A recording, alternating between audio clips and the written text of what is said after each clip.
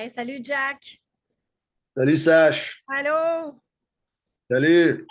J'amène la nature avec nous autres. Il vente, il fait beau. Ouais, Parfait. ouais. Alors, ben bonjour tout le monde dans ma communauté. Je voulais vous présenter une vidéo aujourd'hui, puis vous présenter Jack. Jack, c'est quelqu'un que j'ai rencontré en 2010 qui m'a fait vivre une expérience, une belle retraite pour couple, puis qui a en fait transformé ma vie en 2010. Puis à partir de ce moment-là, on a gardé contact, puis on a développé une belle amitié. Puis aujourd'hui, je voulais parler avec Jack par rapport au couple. Il fait aussi des retraites pour couple comme moi. Puis j'ai comme manifesté un peu à la vie. Je voulais changer mon approche dans mes prochaines retraites, dans mes prochains ateliers pour couple. Puis je voulais amener l'énergie yin-yang, le masculin et le féminin ensemble. Puis Jack a comme apparu dans ma tête. À ce moment donné-là, je lui ai comme lancé un petit peu l'invitation pour savoir s'il serait intéressé de participer avec moi, puis de l'amener parce que c'est une perle. Il est bilingue, il va nous parler aujourd'hui, probablement il va nous faire du franglais. On va parler aux communautés parce qu'on veut pas juste faire des retraites en français, mais on veut aussi amener la communauté anglophone. Donc, bienvenue, Jack. Est-ce que tu veux peut-être nous dire un peu quelques lignes de ce que tu fais? Je pense que ça fait plus de 20 ans que tu travailles avec les couples. Uh, oui, Sash, merci. Yes, so I've been doing this for a little over 20 years, OK. and my practice has been more recently very concentrated on working with couples, Okay. couples and families, but they're kind of the same. So relationships in general have become my expertise and my main focus in the work that I do. OK. Intéressant. Fait que toi, tu t'es spécialisé avec les couples. Yes, Tu as that's des right. traits spécialisés avec les couples. OK. OK. Puis, Yeah. qu'est-ce que tu dirais? What would you say are some of the struggles you mainly see in couples today that makes it that they're experiencing challenges in connecting and being strong together? Right. So generally what I tend to see in couples these days are busyness seems to be getting in the way a lot, particularly with young couples in their 30s, mid 30s, late 30s, but even, some in their 40s. It seems that the challenge of people's jobs, being able to hold down a job, and particularly if people choose also to have children, and so the combination of both, I mean, this is something that has been going on for decades, but it continues, I think, to be difficult for people, especially two parents who have taken on a family or taken on to have more than one child. Even if it's just one child, it's still pretty difficult, challenging that, and maintaining two incomes at the same time. So as we know that in our society these days, it takes two incomes to actually maintain a home, to be able to pay off a home. So we get a lot of people, a lot of couples are both working outside of the home, or now it's inside of the home more, but still. So busyness is a huge factor that I think gets in the way for people making time for their relationships, themselves in general. It's always about, I don't have any time. I have no time. I'm so swamped with work and I'm so busy. I'm so busy. I'm busy, busy. Yeah. yeah, I'm totally busy. So there's definitely that, and then I think underneath, which I have seen, there is a big fear of change. We Yeah. all, I think, are creatures of complacency. And I would say most people fear change as much as they want it, or feel that they need it. It's like, oh, I really need a change. I want a different life, right? But few people, I think, know how to kind of grab life by the wheel and bring those kinds of changes in, particularly with their relationships. The other thing too is what we know is that the brain, right, it being a survival mechanism, it is all bent on keeping us protected. So most of the time, I think when people are fearing change, right, it's their brain kicking in and going, no, no, no, no, no, you don't want to face the difficult stuff. Stay away from that. Go back to all the things that are easy, and let's just stay away from what's difficult. And so that's our brain, I think, kicking in and trying to keep us away from things that it thinks that would scare us, would create difficulty, things that might be beyond our ability to cope with. Those are, I think, the things that couples are also talking about on some level when there's resistance, right? When there's resistance in the relationship. Another big thing that I think couples face is what got to be one of the biggest themes that I've seen when everything gets broken down. It basically comes to this. Okay, listening. Yes, most couples feel disconnected. Yeah. On some level. Yeah. Disconnected emotionally, it could be disconnected physically, disconnected spiritually, mentally, all of those ways that we can generally. So, because over time, right, depending on who the people are, they can come to the relationship with all kinds of great skills and tools and coping mechanisms, and they can do well. They can actually stay connected. But a lot of the couples, of course, that I see who come in for help don't. So there's a lot of people who are missing those skills, missing the mindset of what it takes to actually maintain keeping a relationship going and keeping it, vivant, keeping it open and authentic poses a real challenge for a lot of people. Why? Yeah. Yeah. Yeah, I can relate. The way I understand the busyness is we become all in our heads, you know? Moi, je dis souvent en français à ma clientèle, on vit des fois dans un monde de fou. You know, le système est bâti à nous faire travailler 5 jours semaine. Les enfants vont à l'école 5 jours semaine. Après ça, on fait les devoirs, les soupers. Tu sais, on est beaucoup, beaucoup. Le système a été créé pour nous garder aussi busy, busy, busy, busy. Puis plus on est dans notre tête, plus on est déconnecté de soi. And then you're right, we become in survival mode. And survival makes it that we become more, say there's a place in our mind that's more animal, reptilian, surviving. So we react, the love has gone. The love has gone within ourselves, and then it's gone within the couple, and then in some cases, even the family, say. So how to bring this back, how to recreate this connection, reconnect within ourselves and the couple. Yeah, no, I really like the way you put that. Je suis en accord avec toi when it comes to how getting into the daily grind almost becomes the God that people worship, right? And it's not a very friendly God. It's not a very nice God, but it is the one that most people tend to every single day. They pay some kind of homage to this God, which is go here, go there, get this done, get that done, get everything, check up all the boxes. And money too. Money, power, status is our gods, not the love, not the connection. Yes, and particularly the love of self, right, is definitely one of the things that ends up getting it withers away. And then, of course, if one cannot love oneself, it's going to be more difficult to love another human being from a place of depression, anxiety, just not feeling all that alive, right? It makes it that much more difficult. Yeah.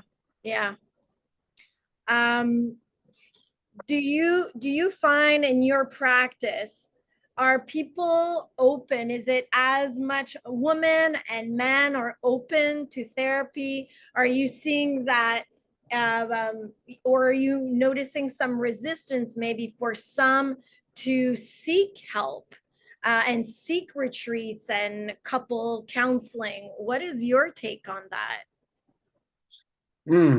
Good question. I would say in general, over the last, well, certainly since I've been practicing, women seem to be still the forerunner for doing these kinds of things, whether it's one-on-one counseling with somebody like me in my office, or doing retreats of some kind. It's women seem to be the ones who are getting in line. Yeah. It's like, oh, I want some of this. I want some of this. Now,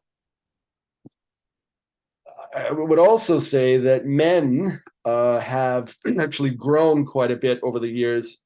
I tend to see as many men as I see women. Yeah, good. Yeah, I'm seeing a change as well. Yeah. Yeah, Yes. they're becoming more and more open and less scared, or less fear is present. Yeah, and I think because the stigma, because this is how I think, this is one of my theories anyway, is that the women who have been dragging their men into therapy, Yeah. for whatever reason, probably a good one, that guys have slowly, been discovering, right, that it's not as scary, it's not as bad as, I thought it would be, right? By going in here and talking about things. And because I think for a lot of guys, it also depends on your training. I have learned that if you kind of want to go into a guy's emotions too quickly, right, that'll be like, ooh, that sort of gets a guy's back up. It's like, well, what are we doing here? What are we doing? We're not going to talk about feelings, are we? I didn't sign up for that. I don't think. Give me a solution. Yeah. I want some tools, right? So that's the thing. Guys want tools. Give me something that I can use to fix this. Exactly. Yeah. That's a big part of what guys, I think, are looking for. But ultimately, too, a lot of the guys who are more, let's say, comment on dit ça, évolués, guys who are more wanting to get in touch with themselves, their sense of who they are, their identity, but also open up their hearts, right? There are a lot of guys who are out there who also want to open up their hearts. So those guys exist. I see them all the time. Yeah. Guys who really want to get better at parenting their children, being a better husband to their spouse. So it exists. Definitely, we're seeing a trend, and I think it's not as much of a stigma as it once was for guys. And I could also say that for some guys, a percentage, this doing counseling and this kind of like, focus on the self is still pretty woo-woo for guys out there. I think they still consider it pretty like, I don't know about this. So there's a real skepticism out there. I'm glad you're sharing this, and I'm glad that you're noticing that more men are coming forward. I did a session online a few months ago for couples to see how many people would sign up. And it was a big group of people signing up with their spouse. People showed up, and most of them had their video on. And I offered 3 simple exercises to connect. And people had no idea what I was going to deliver. And when they did the exercise, their commitment was just an hour and a half that evening from home. But when I heard their feedback of, wow, I forgot that I hadn't looked in my partner's eyes for such a long time, and just in small tools and small examples can ignite that flame, that connection. And then we can work going forward with couples like that. It's just like awakening a little seed. Then that seed is amazing how it can grow afterwards. Yes, no, that's beautiful. That is part of what it's great about being in this position is we get to see people's awakening and transformation. Yeah. Which is a great part of this vocation. Yeah. Being a therapist. The other thing that I also like to see, and this is something I give my couples to give them a framework to hold on to. So oftentimes people come and they're stuck in what we call pain island. Yeah. Okay. So they can get stuck there, and often that means pain island is all about feeling discouraged, frustrated, disconnected, and stressed out. And then a lot of people, when I mention pleasure island, they're like, "Ooh, what's that? Yeah. How do Show I me get the way. Show me the way. how do I get there?" And especially it's the women. It's just like, okay, give me the keys to the car. I'll put it in. I'll drive, and I'll drive myself there. Um, but no, pleasure island, right? Which is a much different experience. One of being more calm, uh, uh, responding with more skill, and feeling more connected and alive. That's what Pleasure Island is. But the thing is, though, there's a pretty big gap between here and here.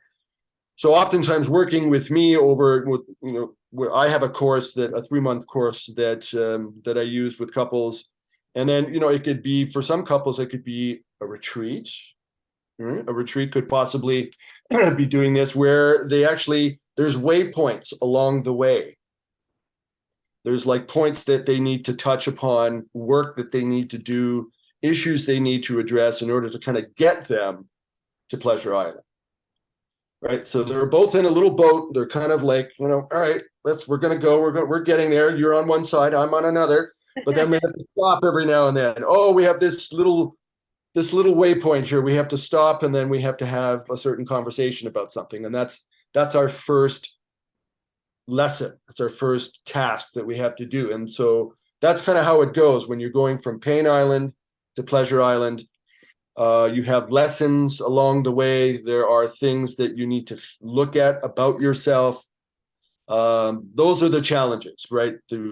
Because we all know that it's if a couple has been leaving their relationship alone, they have abandoned their relationship, right? Which means it's like a relationship is like a flower. If they haven't watered it, right? If they haven't given it sunlight and care and nurturing and love, well, guess what's going to happen to that flower? It's going to go, eh. So that's the thing. It takes a lot to bring that flower back to life, right? And so that's part of what the waypoints are about to get to Pleasure Island. So that is part of what, in general, I think that the work that we're talking about here today, that's what it can offer couples, is about bringing their flower, back to life. Back to life, back to, yeah, I like that image. And for me, that word, feeling alive, I believe that's why that's the zest of life. And the busyness has got us a lot dead inside. And when we get to that place, some of us don't even realize we're dead inside, but we're noticing that we're chasing all these other gods outside that never fulfill me, and that I'm never felt fulfilled in my relationship. So if the direction could be about feeling alive and connected within myself, then everything can change in the relationship. It gives just a really clear direction. I find this theme of alive and bringing up your flower to be alive. So Jack, I can chat with you so long. I'm really enjoying all this conversation. I'm kind of feeling I kind of want to present maybe the different options, modalities we thought of bringing forward. And if there's anything else you want to add before we resume, just let me know. Fait qu'on voulait vous offrir, gang, une introduction. Je voulais surtout vous présenter à Jack. Pour que vous sachiez un petit peu qu'est-ce qu'il fait dans la vie, sa perception dans sa pratique privée de couple, pour ceux qui ne le connaissaient pas. Puis on veut présenter, so we want to present a few different options. Une des options, puis on va l'écrire, on va le dire un petit peu plus, mais une des options, ça va être pour les gens qui ne peuvent pas se déplacer, on va offrir un Zoom, un atelier virtuel pour que vous puissiez commencer à goûter à ce juice-là, cette aliveness-là, cette connexion-là dans vous-même et dans votre couple. Donc, on veut offrir ça.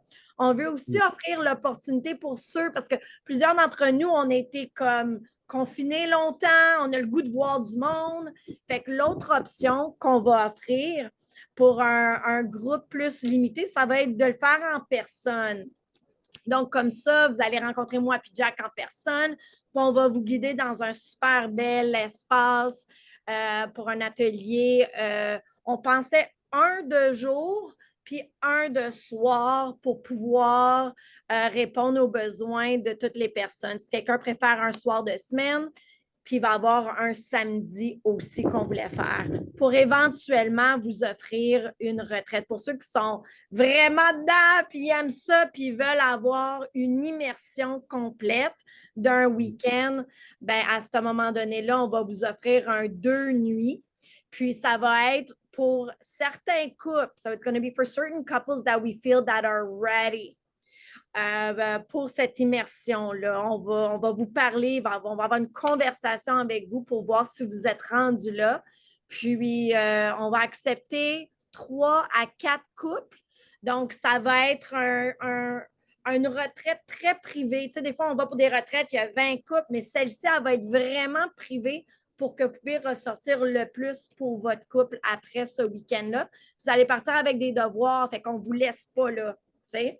Puis pour ceux qui sont intéressés de continuer avec moi ou avec Jack par la suite, ben ça va être des options qui vont être ouvertes à vous. Mais on voulait au moins vous dire, voici où je suis dans mes prochaines retraites pour couple. Je ne ferai pas ça solo. J'ai décidé de partager la tâche avec Jack parce que je veux l'énergie masculine, parce que j'ai ressenti avec mes clients hommes que ça serait bien pour eux d'avoir aussi le rôle d'un homme à leur disposition. That's great, Sash. Well said. Yeah. So these are, some of the offerings that we're wanting to put out there. And initially, it'll be, as Sasha was saying, a taste of what could possibly be offered on a larger scale, a little bit of larger scale, and a weekend scale that would be very experiential, not just. Some of it would be about skills and tools and learning strategies that would definitely help to better your relationships. But it also, we find some of the best ways to learn these things is to do it through experience. So we have an experiential way of working, which tends to, like I said, work really well with most people. Excellent, excellent. Puis les gens, ben je pense que c'est ça. Hein? Je pense que on va, si vous avez des questions ou quoi que ce soit, on est les deux disponibles à vous. Mais vous allez probablement entendre parler de nous. Ça se peut qu'on fasse d'autres petites capsules, d'autres sujets, qu'on vous demande ce que vous avez de besoin. Mais en gros, observez où vous êtes aujourd'hui dans votre couple. Puis observez comment loin que vous êtes de où vous êtes puis où vous voulez être. C'est quoi vos désirs? Observez comment gros est le gap entre votre désir ou entre votre idéal et où vous êtes. And usually, I don't know if you might have heard this before, I don't remember which psychologist says this, but they put our degree of happiness and aliveness is usually depending on the gap that you have between where you are and what's your desire, what's your desired goal. So if you're here, then the gap is smaller and then you're happier. And then greater the gap is between where you are, then we're talking about that pain island that you were talking. So how to come back to this pleasure island, which is closer, you experiencing ton idéal. Yes. Right on. So I think we've cool. I think we've done a pretty good job here, just sort of letting people know what we're about, a little bit about us and what they can expect a little bit down the road. And perhaps we may jump on another video at some point, maybe if people are needing more information or if we feel the need to. Ben, écoute, Jack, je vais te dire merci énormément pour le temps là, que tu nous as alloué aujourd'hui pour nous dire un petit peu ta perception sur les coupes, tout ça, puis ce que toi, tu vois. J'apprécie vraiment ton temps. Alors, je vais te dire bonjour là-dessus, puis à bientôt. OK, merci Sach.